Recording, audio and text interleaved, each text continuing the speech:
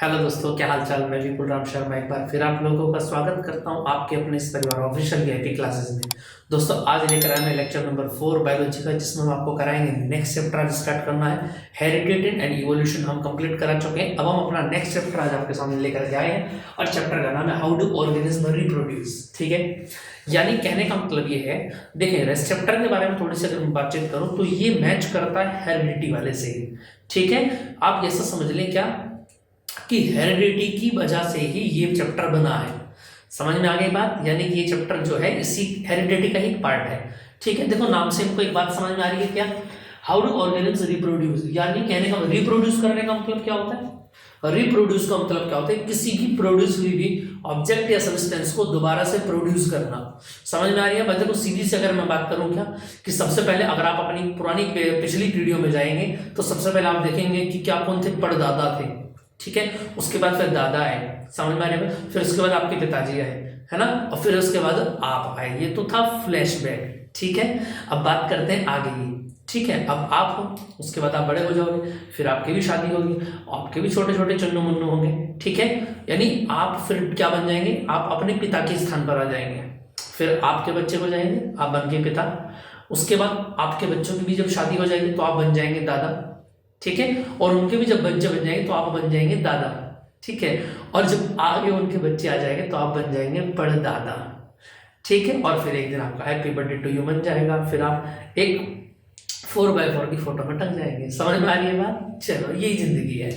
ठीक है, इसी को हमें पढ़ना है। और ये प्रोसेस किस किस तरीके से होता है, देखो लास्ट टाइम मैंने आपको बता दिया था कि हेरिडिटी जो होती है, यानी एक जनरेशन से दूसरी जनरेशन में जो सिम्टम्स पाए जाते हैं, जो लक्षण पाए जाते हैं, है ना, आंखों का सेम होना, मुंह का सेम होना, आदतें सेम हो जाना, भाई तेरे दादा को ये पसंद था और तुझे भी ये पसंद है। ठीक है, तो ये सब कहाँ आता है, ये हेरिडिटी के अंदर आता है। कौन लेकर के आता है, क्रोमोसोम्स लेकर के आते हैं, डबल क्रॉस वाले मैंने आपको बताया था। और उन क्रोमोसोम्स के ऊपर कौन होते हैं, जीन्स होते हैं, है ना, जो मैसेंजर का काम करते हैं। अब बात करते हैं चैप्टर की। देखेंगे जरा, यहां पर सबसे पहला हेडिंग जो मिलेगा आपको, वो फर्स्ट हेडिंग मिलेगा आपको,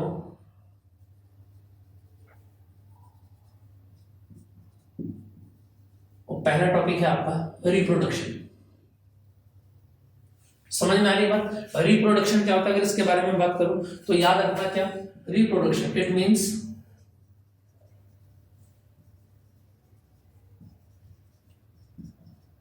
production of young ones of, यानी कहने का मतलब यह हुआ कि एक तरीके से जो यंग वंस होंगे, ठीक है, किसके यंग वंस, ऑफ देयर, समझ में आ रहे हो, अपनी ही फैमिली के जो क्या होंगे, अपनी ही फैमिली के यंग वंस होंगे, उन्हीं को क्या बोला जाए, ऑफ देयर ओन काइंड, उन्हीं की तरह आगे। समझ में आ रही है बात। भाई सीधी सी बात, अगर किसी आदमी के जो बेबी होगा वो कैसा होगा, या तो लड़का होगा या लड़की होगी, और दोनों की सिम्टम चीजें होती हैं, है ना, बस शेप थोड़ी सी चेंज हो जाती है। ठीक है, और उसमें ध्यान रखेंगे आप, क्या दो ही पैर होते हैं, समझ में आ रहा है, दो ही हाथ होते हैं, किसी का ऐसा बच्चा तो नहीं होता जिसके 4 हाथ हो। समझ में आ रही है बात, यानी कई बार मिसअंडरस्टैंडिंग हो जाती है, वो जीन्स के हार्मोन्स की वजह से होती है। जैसे कुछ लोगों के आपने देखा होगा 2 कान हो गए, या कुछ बच्चों को कई बार आपने देखा होगा जुड़वा बच्चे हो गए जो एक दूसरे से जुड़े हुए हैं, जिनके 2 सिर है और पेट एक है, फिर टांगे नीचे 4 या 3 उल्टी सीधी, मतलब जनरेशन बन जाती है कई बार हार्मोन्स के डिस्फ्रैक्शन से। ठीक है, चलिए, और कई बार बच्चे ट्रांसजेंडर भी हो जाते हैं। समझ में आ रही है बात या नहीं। ठीक है, ट्रांसजेंडर का मीनिंग क्या होता है, यानी कि ना वो मेल होते हैं ना वो फीमेल होते हैं। ठीक है, समझ में आ गई बात। चले अब बात करते हैं आगे की। तो आपको समझ में आया कि रिप्रोडक्शन क्या होता है। देखो आपको बिल्कुल परफेक्ट चीज याद रखनी है। मैं यहाँ पर इसको बहुत बड़ा करके 2-3 पेज का आपको फोटो दिखा दूंगा सामने और बता दूंगा ये रिप्रोडक्शन है, तो उसको आप याद करने से बचें। मैं आपसे ये रिक्वेस्ट करता हूँ, अगर आप कोई बुक भी पढ़ रहे हैं तो उसमें सिलेक्टेड एक पेन से जरूर लेके बैठे। जब आप उसको पढ़ना स्टार्ट करें तो आप ऐसे स्टैंडर्ड में आ चुके हैं कि आप अपने सेल्फ नोट्स भी बना सकते हैं। समझ, जरूरी नहीं है कि आपको यही चीज याद करनी जो मैं आपको करा रहा हूँ, लेकिन मैं आपके लिए सिंपल से सिंपल टॉपिक लेकर के आ रहा हूँ, इसलिए आपको जरूरत ही नहीं है कुछ करने की, सब कुछ मैं करके लाता हूँ। समझ में आ रही है बात या नहीं। ठीक है, आपके अलग से नोट्स इसलिए बनाए जाते हैं जिससे कि लैंग्वेज में किसी बंदे को कोई दिक्कत ना हो। ठीक है बच्चा, चले अब बात करते हैं आगे की। तो देखें यार, ये समझ में आ गया आपको कि रिप्रोडक्शन क्या होता है। It means the young ones of their, अपने ही जैसे नौजवान पैदा आगे करना, है ना, यंग वंस। ठीक है, इसी को क्या बोलेंगे, रिप्रोडक्शन बोलेंगे। यानी कहने का मतलब ये है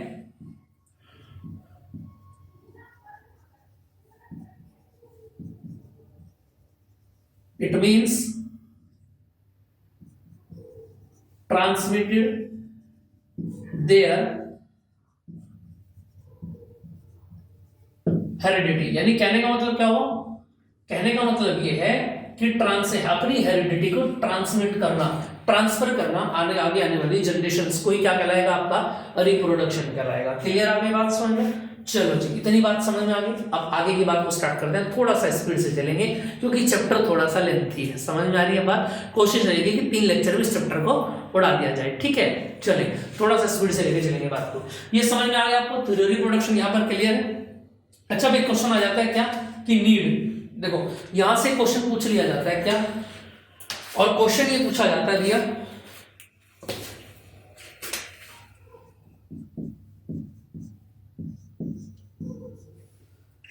क्वेश्चन ये पूछा जाता है आपका कि नीड क्या होती है, यानी क्यों जरूरी होता है रिप्रोडक्शन। अगर हम बात करें, अब ऐसा तो है नहीं कि हमको तो अपने बहुत सारे चाचा ताऊ बनाने आगे चल के भैया, इसलिए हम बच्चों पे बच्चे पैदा करे जा रहे हैं, हर साल एक प्रोडक्ट निकाल देते हैं। समझ में आ रही है बात या नहीं? ये तो मजाक वाली बात होगी। अब बात करते हैं नीड क्यों है। ऐसा उल्टे सीधे बेहुदा सवाल आपके क्वेश्चंस के आंसर एग्जाम में नहीं लिख के आएंगे, मैं पहले बता रहा हूँ आपको। ठीक है ना, बिल्कुल बेदखल कर दिए जाओगे। ठीक है, चलो तुम्हारे घर आएंगे मार्कशीट देने भी मजाक करो। चलो अपने टॉपिक पर वापस आते हैं जल्दी जरा। तो नीड क्या क्या हो जाती है, देखो जरा। सबसे पहली नीड क्या होती है, देखो जरा,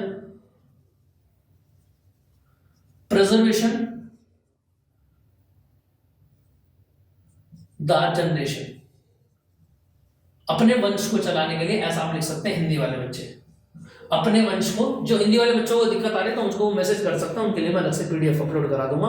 एक बार मुझे मैसेज करके रिप्रेजेंट करा देना कि हाँ हम हिंदी मीडियम से हैं। ठीक है, ये काउंट, क्योंकि उनकी नंबरिंग के हिसाब से ही मैं इसकी पीडीएफ को कन्वर्ट कराऊंगा। ठीक है, बाकी नहीं तो बस सीबीएसई तो चल ही रहा है ना। तो प्रिजर्वेशन ऑफ जनरेशन, अपनी जनरेशन को सेव करने के लिए। समझ में आ रही है बात? सेकंड हो जाता है रोल इन इवोल्यूशन। समझ में आ रही है बात? इवोल्यूशन में भी इनका रोल होता है। क्लियर बात समझ? और सेकंड ना इसका आ जाता है आपका कंटिन्यूअस टू लाइफ। समझ में आ रही है बात? यानी अपनी जिंदगी को चलाते रहने के लिए ये 3 यहां से नीड्स आ जाते हैं रिप्रोडक्शन की। इसको आप ध्यान रखेंगे। चले अब आगे की बात को स्टार्ट करते हैं थोड़ा तेजी के साथ। चलो जी, अब रिप्रोडक्शन से आगे की अगर मैं बात पूछूं आपसे, तो यहां से क्वेश्चन आता है क्या। अब चलते हैं आगे। रिप्रोडक्शन को कितने टाइप में हम पढ़ सकते हैं, इसको हम देखते हैं जरा। देखो जरा, हेडिंग लगाएंगे नेक्स्ट आप number 2, types of reproduction. Clear बात समझ? और देखो रिप्रोडक्शन जो होता है वो 2 टाइप का होता है। अगर मैं बात करूं यहां से, एक तो होता है क्या, असेक्सुअल रिप्रोडक्शन। समझ में आ रही है बात? ठीक है, और एक होता है क्या, सेक्सुअल रिप्रोडक्शन।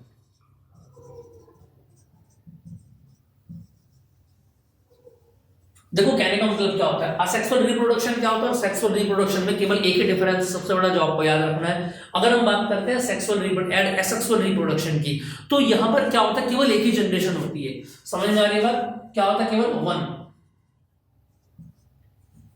आप ऐसा समझ लें, 1 सेक्स फॉर्मेशन होता है केवल, यानी यहां पर मेल फीमेल नहीं होता, ये बात याद रखना। समझ में आ रही है बात? और यहां पर क्या होता है, जेमेट्स होता है, 2 सेक्स फॉर्मेशन होती है। आ रही है बात समझ में? यानी कि मेल और फीमेल। इसको मैं ओवी और डायग्राम से भी क्लियर आपको करा दूंगा। समझ में आ गई बात? यानी सेक्सुअल रिप्रोडक्शन 2 के ऊपर डिपेंड रहता है, मेल के ऊपर और फीमेल के ऊपर, जैसा कि ह्यूमंस में होता है, बहुत सारे एनिमल्स में होता है। क्लियर बात समझ में आ रही है आपको? अब इससे आगे की अगर मैं बात करूं तो देखिए जरा, असेक्सुअल क्या होता है, यानी कि उसमें क्या होता है, असेक्सुअल के 2 टाइप हो जाते हैं,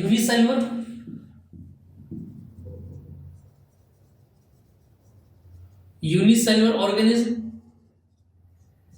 और यहां पर क्या होता है, मल्टी सेलुलर ऑर्गेनिज्म। समझ, इन्हीं के टाइप्स पढ़ेंगे हम आगे। ठीक है, पूरा चार्ट इसको क्लियर करा दूंगा मैंने क्या बताया, फिर दोबारा से सुनेंगे आप। द टाइप्स ऑफ रिप्रोडक्शन, दो टाइप का होता है, असेक्सुअल रिप्रोडक्शन और सेक्सुअल रिप्रोडक्शन।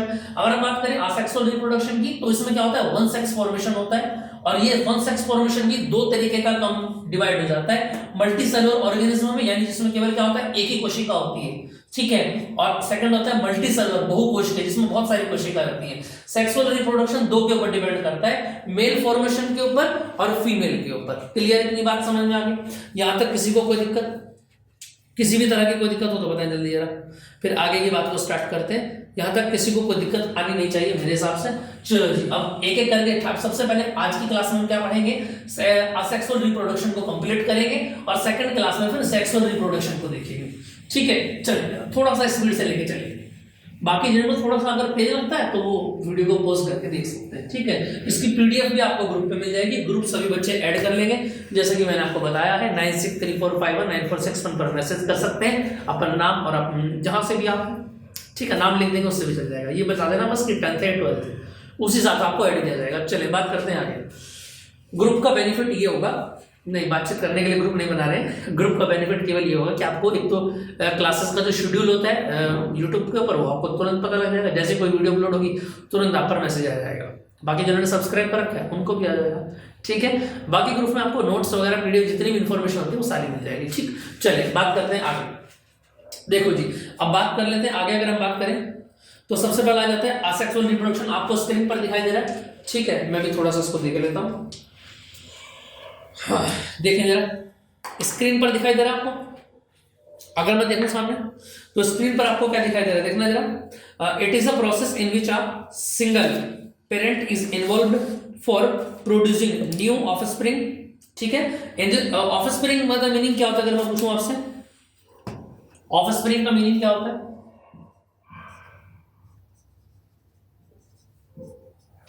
तो याद रखना young generation, young generation of parent. Parents की जो यंग जनरेशन होती है उसको क्या बोला जाता है, ऑफस्प्रिंग बोला जाता है। इस बात को नाम याद रखेंगे, ठीक है।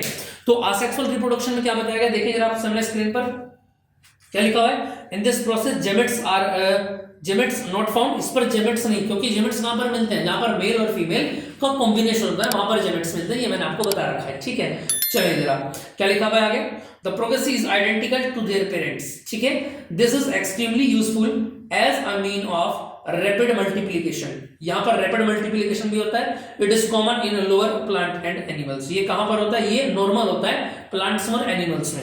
इतनी बात समझ में आ रही है? चलो जी, अब देख लेते हैं सेक्सुअल रिप्रोडक्शन क्या होता है, फिर इन दोनों को डीप पढ़ेंगे हम अलग अलग लेक्चर में, अलग अलग वीडियोस में, ठीक है। तो सेक्सुअल रिप्रोडक्शन जैसा कि मैंने आपको बताया, मेल और फीमेल कॉम्बिनेशन चाहिए। स्क्रीन पर देखेंगे आप क्या लिखा हुआ, it is a process in which both the parent is involve in producing now offspring, यानी कि अपनी नई जनरेशन को बनाने के लिए, यंग जनरेशन को प्रोड्यूस करने के लिए जहां पर मेल और फीमेल की जरूरत पड़ती है, उसी को क्या बोलते हैं, सेक्सुअल रिप्रोडक्शन बोलते हैं, द्विलिंगी बोलते हैं, ठीक है। चलिए जरा इसकी क्या क्या प्रॉपर्टीज यहाँ देखो, मैंने लिख भी रखा है इसमें, offspring means young generation of living organism, ये मैंने लिख दिया है स्क्रीन पर भी। देखिए जरा क्या बताया कि जेमेट्स आर फॉर्म्ड, इसमें जेमेट्स पाए जाते हैं, fusion of gametes takes place, ठीक है। Progress is not identical but only genetical, ठीक है, genetical similar to their parents, ये जेनेटिकल क्या होता है, सिमिलर होता है अपने पेरेंट्स के, लेकिन ये पॉसिबल नहीं है, 100% पॉसिबल नहीं है, ठीक है। It is a common made in animals, mode in animals, mammals and humans, जो यानी कि एनिमल्स आप जानते हैं ना, मैमल्स कौन होते हैं, जो दूध पिलाते हैं, नॉर्मली उनके बारे में बात कर रहे हैं, ठीक है। ये जो एनिमल्स होते हैं नॉर्मली, मैमल्स और ह्यूमंस भी है ना, ठीक है, तो वहां पर ये बात बताएगी। अब देखते हैं सबसे पहले असेक्सुअल रिप्रोडक्शन। देखें स्क्रीन पर आपको एक चार्ट दिखाई दे रहा है, बड़ा खतरनाक सा है, लग रहा है दुबई का कुलचा कुछ। चलो देखें यहां पर इस स्क्रीन में बहुत बड़े तरीके से मैंने मेहनत की है, भाई तुम बच्चों देखो, याद रखना इस मेहनत में कोई कोताही नहीं बरतनी चाहिए, शेयर और लाइक दबा के करना है। देखें जरा क्या लिखा हुआ आपके स्क्रीन पर, असेक्सुअल रिप्रोडक्शन के कुछ चार्ट्स मैंने बनाए इनके सामने, इनको एक ये सारे आपकी हेडिंग है, ये समझ लें आप, ये इस चैप्टर की हेडिंग्स हैं, ठीक है। इनको एक एक करके डीप तरीके से विद एग्जांपल्स पढ़ना है, एग्जाम में कैसा क्वेश्चन बनेगा ये भी मैं आपको आज इस वीडियो में ही कराऊंगा। देखें जरा, तो असेक्सुअल रिप्रोडक्शन के क्या क्या टाइप्स होते हैं, अगर मैं बात करूं, फिजन होता है, और फिजन के भी दो टाइप होते हैं, बाइनरी फिजन और मल्टीपल फिजन। बाइनरी का मतलब सिंगल होता है और मल्टीपल का मतलब बहुत सारे होते हैं, अनकाउंटेबल। ठीक है। सेकंड पॉइंट आता है बडिंग, और एक बडिंग होता है कि आपका बाइनरी, और एक बडिंग जो दूसरा लिखा हुआ है नीचे, दूसरे वाला बडिंग क्या होता है, मल्टीपल, वो भी मल्टीपल होता है। ठीक है, दोनों को मैं कराऊंगा यहां पर। नेक्स्ट होता है आपका 4 होता है, नंबर 4 स्पोर फॉर्मेशन होता है, 5 होता है फ्रेगमेंटेशन, 6 होता है regeneration, and 7 is vegetative propagation. समझ में आ रही है बात? ठीक है। अब ये सारे के सारे आपके टॉपिक्स हैं जिनको आप पढ़ेंगे एक एक करके। देखेंगे जरा आगे की बात को मैं स्टार्ट करूं। देखिए नेक्स्ट बात करते हैं, इतना आपको समझ में आ गया होगा। चलो जी, आगे की बात को अगर मैं स्टार्ट करूं तो देखें जरा। अब मैंने अभी भी आपको बताया कि यूनिसेलुलर और मल्टी सेलुलर होते हैं कहां पर, आसेक्सुअल रिप्रोडक्शन में। अब यहां से क्वेश्चन आता है, लास्ट टाइम भी क्वेश्चन आया था एग्जाम के अंदर। ठीक है, देखें जरा क्या था लिखा हुआ है आपके स्क्रीन पर, राइट द डिफरेंस बिटवीन। देखो इस तरीके का क्वेश्चन आएगा, आंसर सामने आपके है। क्वेश्चन ये आएगा, right the difference between unicellular multi cellular organism. आपको आंसर क्या लिखना है, देखो स्क्रीन पर आपके लिखा हुआ है, क्या लिखा हुआ है। अगर हम बात करें यूनिसेलुलर एक साइड है और मल्टी सेलुलर ऑर्गेनिज्म एक साइड है। ठीक, अब यहां पर देखें जरा, फर्स्ट डिफरेंस क्या बताया गया, it has through fission, budding, spore formation. यानी तीन बातें बताई गई हैं, कौन कौन सी, फिजन, बडिंग और स्पोर फॉर्मेशन। इन तीनों में क्या है, यूनिसेलुलर ऑर्गेनिज्म होते हैं। ठीक है, और बात करें मल्टी सेलुलर की तो क्या बताया गया, it has by many methods like fragmentation, regeneration, budding, spore formation, vegetative reproduction, it etcetera. ये सभी क्या होते हैं, इन सभी में क्या पाया जाता है, मल्टी सेलुलर ऑर्गेनिज्म पाया जाता है। क्लियर आ गई बात समझ में, यहां तक कोई दिक्कत तो नहीं है। चलिए नंबर 2 क्या लिखा हुआ है, नो स्पेशल सेक्स सेल्स इन प्रेजेंटिंग यूनिसेलुलर। यूनिसेलुलर में कोई स्पेशल सेक्स सेल नहीं पाई जाती है, सब नॉर्मल होते हैं। लेकिन मल्टी सेलुलर में क्या होता है, अलग अलग सेल्स पाए जाते हैं। ठीक है, like a male and female, और अलग भी कैरेक्टरिज्म होते हैं। ठीक है, सॉरी मेल फीमेल नहीं, कुछ अलग सेल्स पाए जाते हैं, क्योंकि मेल फीमेल हो गया तो ये सेक्सुअल बन जाएगा, है ना, और ये दोनों ही क्या है, असेक्सुअल रिप्रोडक्शन है। तो स्पेशल सेल्स आप यहां पर लिखेंगे। थर्ड नंबर पर, the same cell which function as the body of the organism also get transform into reproductive cell. जबकि मल्टी सेलुलर में क्या होता है, specific cell take part in reproduction. Reproduction में एक नया पार्ट ये लेती है। समझ में आ रही है कि नहीं आ रही है बात, बताना जरा, इतनी बात क्लियर है।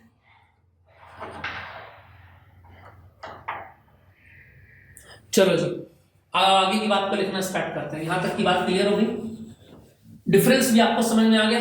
अब नंबर 1 से अपनी बात को लिखना स्टार्ट करते हैं। देखिए जरा, फर्स्ट हेडिंग लिखा हुआ है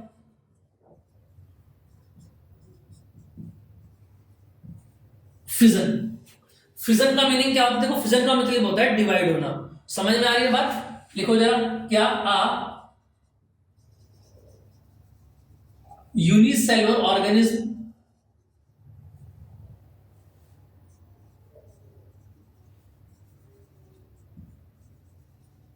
डिवाइड से लिखते हैं या स्प्लिट से लिखते हैं, एक ही बात है। स्प्लिट्स इनटू 2 और मोर पोर्शंस। क्लियर बात समझ में, यानी कहने का मतलब है जब एक यूनिसेलुलर ऑर्गेनिज्म डिवाइड हो जाएगा 2 में या मोर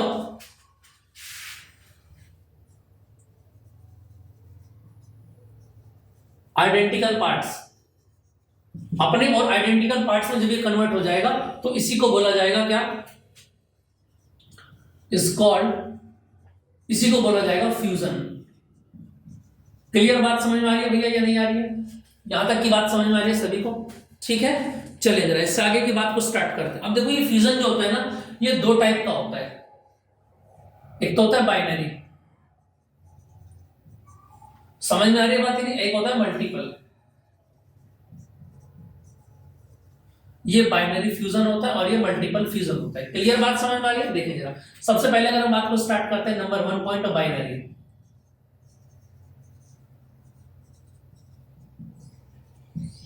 चलो जी, बताना जरा, अगर मैं बात पूछूं आपसे कि बाइनरी फ्यूजन क्या होता है तो बताएं जल्दी जरा। देखो वो part, it means any cellular organism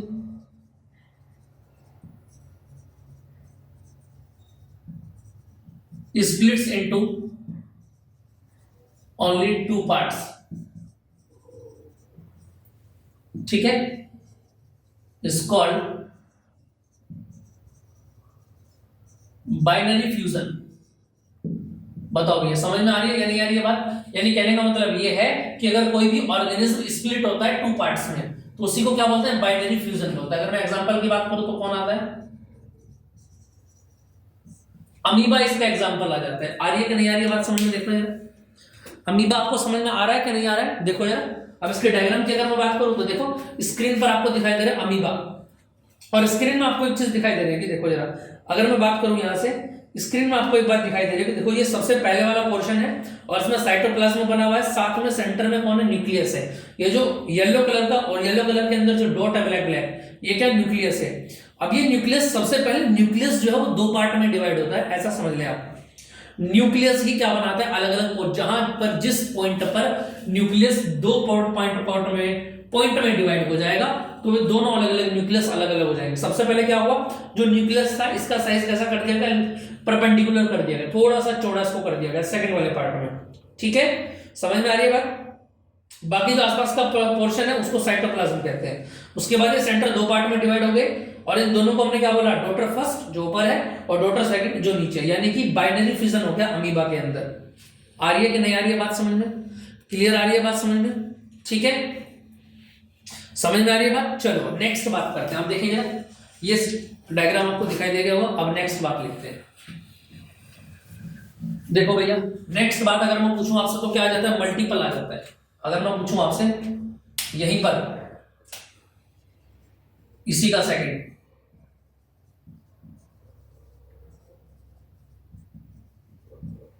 multiple fusion क्या होता है? अगर मैं पूछूं आपसे, नाम से ही समझ में आ रहा है, यानी कहने का मतलब ये हुआ क्या? A fission in which, यानी कहने का मतलब ये हुआ an organism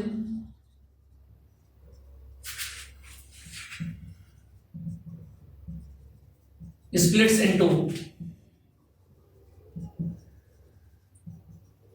more than two parts, यानी कहने का मतलब ये दो से ज्यादा पार्ट में डिवाइड हो। बात समझ में आ रही है? To form a number of multiple, यानी कहने का मतलब ये है, ठीक है, अपने नंबर से भी ज्यादा, टू रिप्रेजेंट डॉटर्स, ठीक है? इसी को आप क्या बोलेंगे? इसको नोट कर लेंगे, इस कॉल्ड मल्टीपल फ्यूजन। समझ में आ रही है बात भैया?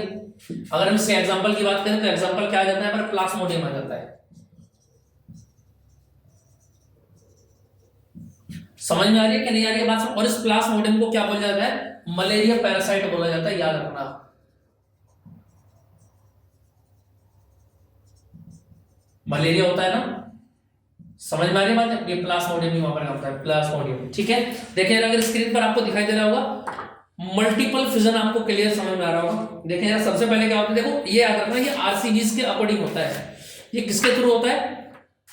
अब जब ब्लड के अंदर आरसीबीज होती है उनमें होता है, ठीक है? और यही क्या होता है? इसमें जो न्यूक्लियस होते हैं, जो सेंटर होता है, वो ये समझ लें जैसे कि कोई पार्टिकल अपने अंडे देता है कि जगह बहुत सारे, जैसे कछुआ टाइप होता है ना? तो ऐसे ही बिल्कुल यहां पर ध्यान रखना, ये भी क्या करेगा? अपने न्यूक्लियस को डिवाइड कर देगा अलग अलग पार्ट्स में। स्क्रीन पर आपको दिखाई दे रहा होगा। उसके बाद ये क्या होगा? ये सारे के सारे न्यूक्लियस जो हैं वो एक एक करके सारे न्यूक्लियस क्या हो जाते हैं? कन्वर्ट हो जाता है अलग अलग पार्ट में, ठीक है? और एक न्यूक्लियस मैंने आपको बताया अलग से क्या बनाएगा? अपना पूरा का पूरा हाउस बना लेगा, ठीक है? तो आपको स्क्रीन में दिखाई दे रहा है, देखो कितने सारे पॉइंट हैं यहाँ पर, काफी सारे पॉइंट दिखाई दे रहे हैं। सब के सब अपना अलग अलग प्लाज्मोडियम बनाएंगे, ठीक है? और प्लाज्मोडियम एग्जांपल हो जाता है आपका मल्टीपल फ्यूजन का। एक बात और आप लोग ध्यान रखेंगे, क्या? देखो एग्जाम में जो पूछा जाता है, एग्जाम में सबसे ज्यादा पूछा क्या जाता है, इस बात को आप ध्यान रखेंगे। एग्जाम में सबसे ज्यादा दो तरीके के क्वेश्चंस बनते हैं यहाँ से। एक तो पूछा जाता है आपसे डिफरेंस, है ना? समझ में आ रही है बात? जैसे मैंने आपको स्टार्टिंग में हेडिंग लिखाए थे सारे के सारे, वो उस तरीके से डायग्राम बना के दुबई के पुल वाला, है ना? तो उनके बीच में भी डिफरेंस पूछ लिया जाता है। Right the difference fragmentation and regeneration, right the difference binary fusion and multiple fusion. तो हर किसी के कम से कम 3 डिफरेंस आपको याद रखने हैं। सेकंड पॉइंट क्या याद करना है, जो यहां से बनता है एग्जाम में, सेकंड पॉइंट आपको याद रखना है कि किसका कौन एग्जाम्पल है ना। अब कुछ सेम भी है, जैसे हाइड्रा है, हमें ऑब्जेक्ट मिलेगा आगे हाइड्रा, हाइड्रा 2 चीजों का एग्जाम्पल होता है ना, मिलेगा भी आगे, तब उसके बारे में बात करेंगे। ठीक है, तो कोई कोई प्लांट ऐसे भी है जो 2 हेडिंग के एक साथ एग्जाम्पल बन जाते हैं। ठीक है, बाकी किसका क्या एग्जाम्पल है, जैसे मैंने आपको बताया, क्या देखो मैंने आपको बताया बाइनरी वाले में क्या एग्जांपल मैंने बताया, बाइनरी फिजन का अमीबा होता है, उसका न्यूक्लियस केवल 2 ही पार्ट में टूटता है। लेकिन मल्टीपल फिजन में मैंने आपको बताया प्लाज्मोडियम, ये क्या करता है, ये मल्टीपल पैरासाइट बनाता है, अपने मल्टीपल न्यूक्लियस बनाता है। समझ में आ गई बात, इतनी बात क्लियर है। अब देखिएगा नेक्स्ट बात और देख लेते हैं, अगर यहां से आगे की अगर हम बात करें, देखो और एग्जाम में किस तरीके के क्वेश्चंस बनते हैं, इनको भी देखेंगे आप, कैसे क्वेश्चन बनते हैं एग्जाम में। देखिए अगर मैं बात करूं यहां से एग्जाम में क्वेश्चन क्या बनते हैं, देखो एग्जाम में इस तरह के क्वेश्चंस भी बनते हैं, आपको स्क्रीन पर दिखाई दे रहा है, और स्क्रीन पर क्या लिखा हुआ है देखिए जरा, लिखा हुआ right the difference between binary fusion and multiple fusion, ये आपके एग्जाम में क्वेश्चन पूछा जाएगा। ठीक है, तो मैंने क्या बताया, इसमें तो शायद कितने भी लिखे हो, लेकिन कम से कम 3 आपको याद रखने हैं। देखिए जरा, बाइनरी फ्यूजन में क्या लिखा हुआ है, products, it gives rise to individual, केवल बाइनरी में 2 इंडिविजुअल प्रोडक्ट आपको दिखाई देंगे।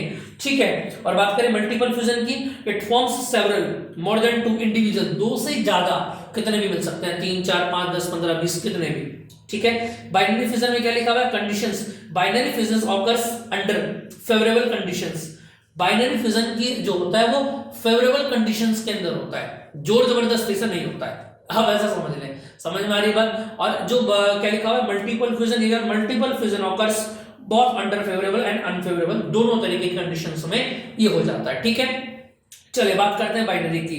Nucleus of parent cell divides only once to form 2 daughter, केवल 2 डॉटर ही दिखाएगा क्योंकि 2 ही आगे कॉम्बिनेशन बनते हैं। Nucleus of parent undergoes repeated division to form a number of daughter nucleus. ठीक है, एक से ज्यादा डॉटर से दिखाता है। Cytoplasm undergoes cleavage after each nucleus division, और cytoplasm does not divide after every nuclear division, है ना। साइटोप्लाज्म बाइनरी फ्यूजन में कन्वर्ट होता है जरूर, लेकिन मल्टीपल फ्यूजन में जरूरी नहीं है कन्वर्ट हो जाए। ठीक है, उसके बाद क्या लिखा हुआ है, number part of parent body is left unused, जैसे अमीबा।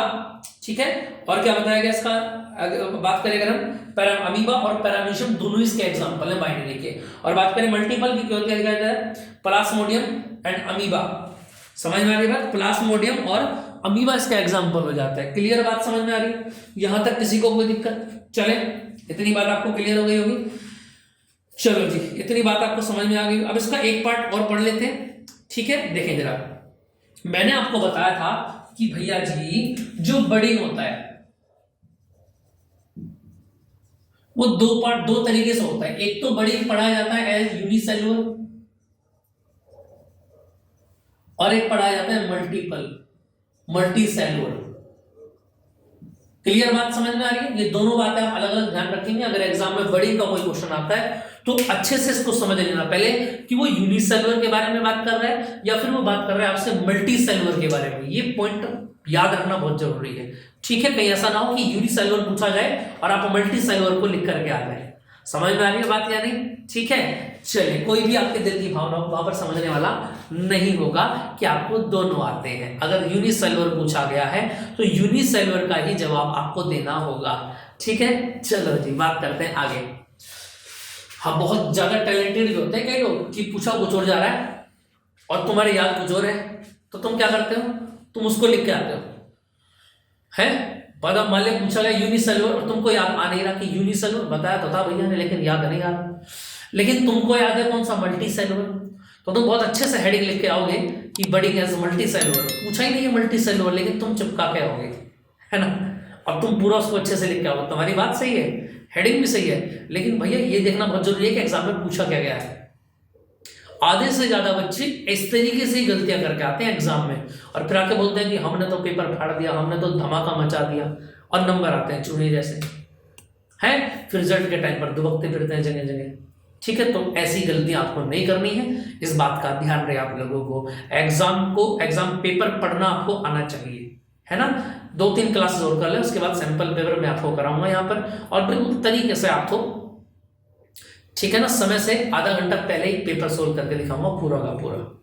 ठीक है, चले बात करते हैं आगे। इतनी बात सही है, चलो तो देखते हैं आगे। बडिंग एज यूनिसेलुलर आपकी स्क्रीन पर दिखाई दे रहा है, देखें जल्दी से, जरा थोड़ा स्पीड से देखेंगे। यूनिसेलुलर का मीनिंग मैंने आपको बता दिया, जहां पर केवल 2 पार्ट में डिवाइड होगा। ठीक है, तो बडिंग भी ऐसा ही है। क्या लिखा हुआ? Budding is the formation of new organism as the outgrowth of parent organism, यानी कि जो आपका पेरेंट ऑर्गेनिज्म है ना, उसकी जो आउटग्रोथ होती है, जो वो अपने हिसाब से ज्यादा इंक्रीज हो जाता है, उसको बोलते हैं आउटग्रोथ। समझ गए आप? ठीक है, अब क्या लिखा हुआ? During its growth each individual produce first a small bud. ठीक है, समझ में आ रही है? देखो जो आपकी अपनी स्क्रीन अपने, जैसे यहां पर एग्जांपल दिया गया यीस्ट, इसको देखें आप पहले। यीस्ट में क्या बोला गया आपको एग्जांपल से समझ में आएगा।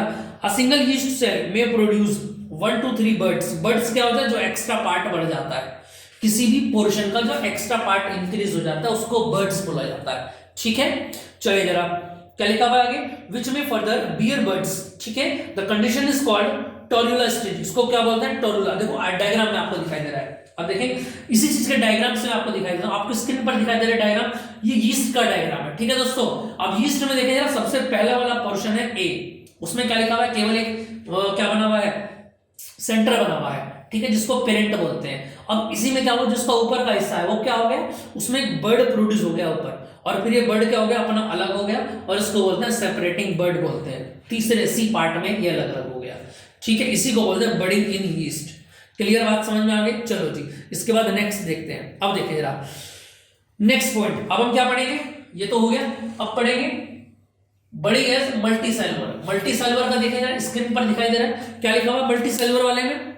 A type of budding in which one और मोर outgrowths develop from the body of an organism which then separates to form new individuals। यानी यहां पर भी क्या करेंगे? ये यहां पर भी एक नई इंडिविजुअल्स यहां पर बनाएंगे। समझ में आ रही है बात? जिसको हमने क्या बोला, इसका एग्जांपल है हाइड्रा। देखिए जरा नेक्स्ट बात पर, आपको हाइड्रा का डायग्राम दिखाई दे रहा होगा, और हाइड्रा के डायग्राम आपको लग रहा है मलिंगा जैसा। ठीक है, मलिंगा के बाल देखे तुमने कितने खतरनाक होते हैं? ये भाई क्या खतरनाक है, मैगी टाइप। चलो हाइड्रा भी बिल्कुल ऐसा ही है। अगर हाइड्रा की शेप आप देखेंगे, है ना, देखो नीचे से आपको लगेगा जैसे कि कैरेट हो, है, लेकिन यहाँ पर ये हाइड्रा है। ठीक है, समुद्री पौधा होता है एक तरीके से, आप ऐसा समझ लें। अब हाइड्रा में क्या लिखा हुआ है देखिए जरा, सबसे पहले आपको दिखाई दे रहा है, सबसे पहले नीचे निकला हुआ बर्ड। ठीक है, और बर्ड के बाद देखेंगे जरा नेक्स्ट पोर्शन में क्या बन गया इसका, ये बर्ड अब थोड़ा सा और बड़ा हो गया, और इसके बाद क्या हुआ, ये जो जैसा ऊपर को बनता रहा था ना, ऐसे ये बर्ड्स में से भी निकल के जा रहा है साइड में से राइट में। अब इसका मतलब सबसे लास्ट वाले डायग्राम में आ जाओ, जो नया निकला है उसको बोलेंगे यंग हाइड्रा, बिल्कुल नौजवान फुर्तीला एकदम। और ऊपर जो पहले वाला था उसको पेरेंट हाइड्रा बोलेंगे, है ना, समझ में आ रही है बात? और जो ऊपर के पार्ट निकले, जो ये डोरी डोरी से निकली हुई, जिनको आप हेयर्स ऑफ मलिंगा कह रहे हैं, है ना, इसको बोलते हैं टेंटकल्स। ठीक है, इतनी बात समझ में आ गई आपको? तो ये बडिंग भी आपको समझ में आ गया। अब इसका नेक्स्ट पोर्शन देख ले, ये एग्जाम में पूछा जाता है, क्या difference between fission and budding. अब फिजन और बडिंग में क्या डिफरेंस होता है ये आपको बताना है। समझ में आ रही है बात या नहीं? क्लियर बात समझ में आ रही है या नहीं आ रही है? ये फ्यूजन है। ठीक है, अगर कहीं पर मैंने गलती से फ्यूजन लिख दिया तो उसको ठीक कर लेना, क्योंकि आज दरअसल 12th की क्लास में न्यूक्लियस वाला चल रहा है, और वहाँ पर फ्यूजन फिजन ये चीज़ें चलती आ रही है। ठीक है, तो हो सकता है गड़बड़ी कर दी हो, ये फिजन आप इसको लिखेंगे। ठीक है, चलिए सही कर लेंगे, कहीं पर मैंने गलती की है। देखिए जरा आगे, अब अगर हम बात करें आगे तो देखिए ना डिफरेंस की अगर हम बात करें तो डिफरेंस में क्या क्या दिखाई दे रहा है। सबसे पहले ऑक्यूरेंस लिखा हुआ है फिजन के अंदर, fission occurs only in unicellular organism. और बडिंग में क्या लिखा हुआ, budding across both in unicellular and multicellular organism. Budding क्या होता है, देखो मैंने आपको बताया था फिजन केवल एक ही टाइप होती है, लेकिन बडिंग दोनों में होता है, लिखा हुआ है सामने भैया, यूनिसेलुलर और मल्टीसेलुलर दोनों में लिखा हुआ है। समझ में आई बात? चलिए नेक्स्ट बात क्या लिखा हुआ है, पेरेंट डिवाइड्स इनटू 2 और मोर डॉटर्स। और बडिंग में क्या लिखा, a parent does not divide but gives 1 or more outgrowth to form new individuals. Clear है एकदम? फ्यूजन में आ जाता है, identity of parent is lost during the formation of new individuals. और बडिंग की बात करें तो the parent retains its identity during budding. Fission में लिखा हुआ है nucleus divides first followed by cleavage of cytoplasm, जैसे कि अमीबा और पैरामीशियम। और अगर बात करें बडिंग की तो उसमें क्या लिखा हुआ है, in unicellular form cellular outgrowth develop first, nucleus division follow later, है ना। प्लानेरिया एंड यीस्ट और हाइड्रा, ये सब क्या है, बडिंग के एग्जांपल है। समझ में आ रही है बात, इतनी बात क्लियर होगी। तो दोस्तों ऐसे क्वेश्चंस आएंगे एग्जाम में और आएंगे ही आएंगे। आप सैंपल पेपर करेंगे तो वहां पर भी आपको ऐसे बहुत सारे क्वेश्चंस देखने को मिलेंगे। ठीक है दोस्तों, थोड़ी सी बायोलॉजी की क्लासेस लेंथी रहेंगी आगे आने वाली। ठीक है, तो मिलते हैं नेक्स्ट क्लास में, चलते रहिए और जितना भी वर्क मैंने कराया है सबको आज अपने माइंड में सेट कर लेना। ठीक है दोस्तों, मिलते हैं नेक्स्ट क्लास में। जय हिंद, जय भारत।